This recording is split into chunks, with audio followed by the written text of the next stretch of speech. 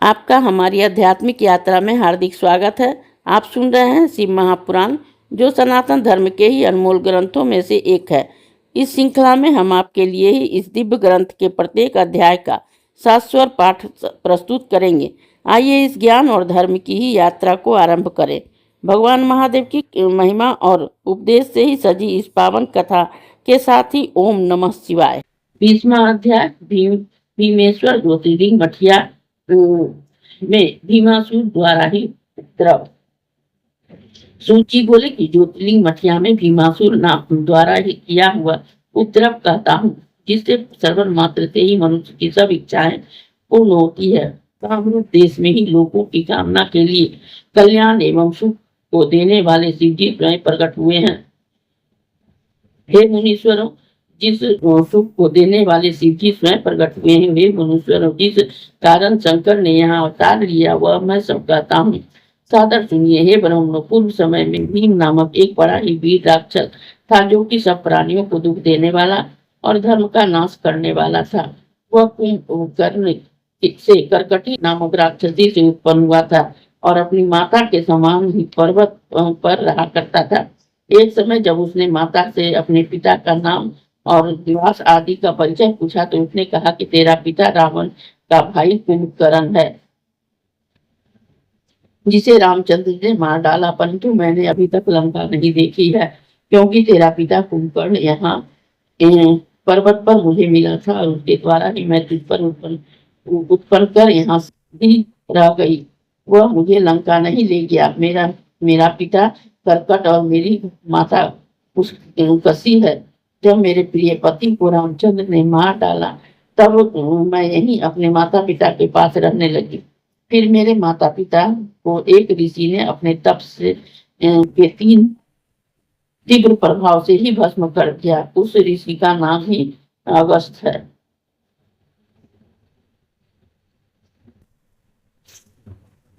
एक समय जब मेरे माता पिता उनको खाने गए तो उन्होंने ही भस्म कर दिया था। तब से मैं ही दुखिता अकेली यहाँ रहती हूँ। तब उससे ऐसा सुनकर ही पर्वत पराक्रमी भीम भगवान के ऊपर ही बड़ा ही क्रोध हुआ और वह सोचने लगा कि अब मैं क्या करूँ। रामचंद्र जी ने तो मेरे पिता और नानी और माता के पिता और विराट को भी मार डाल कर हमको अत्यंत दुख में डाल दिया है, परंतु मैं भी यह निश्चय करता हूँ कि यदि मैं कुंभकर्ण से उत्पन्न हुआ हूँ तो मैं हरि को अवश्य ही पीड़ा दूंगा। ऐसा विचार कर वह भीम दैत्य ब्रह्मा जी को प्रसन्न करने के लिए ही परम तप करने चला गया। 1000 वर्ष तक ही उसने कठिन तप किया। उसकी तेज से देवता व्याकुल हो ब्रह्मा जी की चरण में गए। अनेक स्रोतों से उन्हें प्रसन्न कर अपना दुख निवेदन किया। अब यह कहा कि वह राक्षस जो मांगता है वह वर देकर ही उसे रोक दीजिए, जिनसे हम सब उसके प्रचंड तेज से नाश तो न हो सके। देवताओं का प्रस्ताव स्वीकार कर ब्रह्मा जी उसे वर देने चले। वहां पहुंचकर उसने यह विलासित वर मांगने को कहा।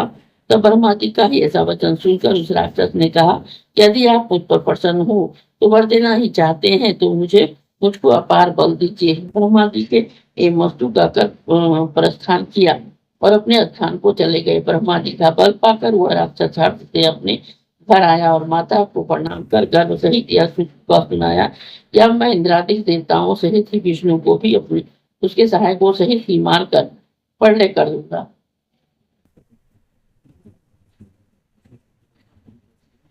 उसकी माता कुछ न बोली। प्रबल राक्षस भीम ने इंद्रादि देवताओं को युद्ध में जीत कर ही उन्हें स्थानाच्युत कर भगवान विष्णु को भी युद्ध में जीत लिया और आनंद से ही रसातल को जीतने चला। तब उसने ही दक्षिण दिशा में कामदेव के ही स्वामी को युद्ध में जीता अवतारण किया।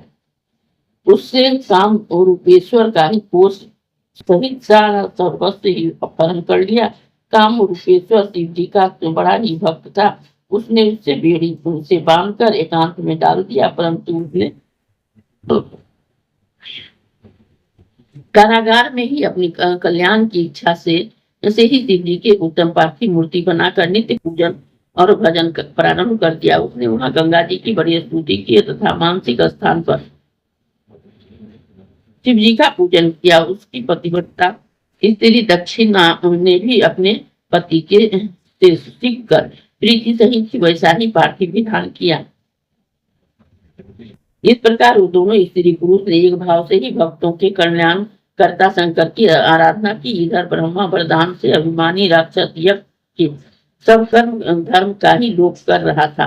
उस दुष्ट आत्मा राक्षस ने ही राक्षसी सेना के साथ ही सब पृथ्वी को अपने बस में कर लिया। स्वयं स्वतंत्र हो उत्तमोत्तम भोगों का ही भोग करने लगा। उसने इंद्रादि देवताओं तथा ऋषियों और ब्राह्मणों को बड़ी पीड़ा दी और उन्हें उनके लोगों से निकाल दिया। वे सब विष्णु जी के साथ ले शिव जी के शरण में गए। उसमें अनेक स्रोतों से ही स्तुति कर महाकोशी नदी उनके समीप ही शिव जी को प्रसन्न किया। पार्थिव बना सविधि पूजन कर ही अनेक स्रोतों से सहित क्रम से नमस्कार आदि से उपचारों से उनकी पूजा की। तब देवता की स्तुति से संतुष्ट हो शिव जी उनसे यह बोले कि हे विष्णु, हे देवताओं, हे ऋषियों, मैं तुमसे प्रसन्न हूँ। वर मांगो, मैं तुम्हारा क्या कार्य करूं। देवताओं ने कहा कि हे देवेश, आप सबके मन की बात जानते हैं, आप अंतर्यामी हैं, आपको कुछ अज्ञात नहीं है।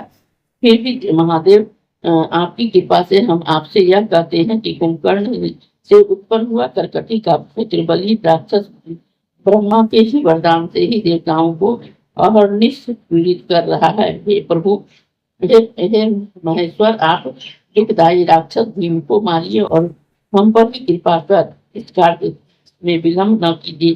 शिव जी ने यह स्वीकार कर देवताओं से कहा कि तुम लोग जाकर ही काम रूपेश्वर से मेरा भजन करने के लिए कहो और यह भी कह दो कि अब तुम्हारा कार्य शीघ्र ही होगा, तब मैं उसे मारने जाऊंगा। देवताओं ने काम रूपेश्वर के पास जाकर जैसा कुछ शिव जी ने कहा था वैसा ही कर ही उसको हर्षित कर दिया। फिर महर्षियों सहित सब देवता निज स्थान को चले। इस अध्याय के श्रवण हेतु आपका हृदय से धन्यवाद। हम आशा करते हैं कि शिव महापुराण की यह दिव्य कथा आपको आध्यात्मिक शांति और गहन ज्ञान प्रदान कर रही होगी। कृपया अगले अध्याय के लिए हमारे साथ जुड़े रहें और अपने सुझाव एवं भावनाएं कमेंट के माध्यम से अवश्य साझा करें। धर्म, भक्ति और ज्ञान की इस पावन यात्रा में आपका साथ हमारे लिए अत्यंत मूल्यवान है। ओम नमः शिवाय। यदि यह प्रस्तुति आपको पसंद आई हो, लाइक करें, कमेंट करें, सब्सक्राइब जरूर करें, बेल आइकॉन दबाना ना भूलें ताकि अगला अध्याय आपसे छूटे नहीं। और इस पावन ज्ञान को ही शेयर करें अपने परिवार और मित्रों तक।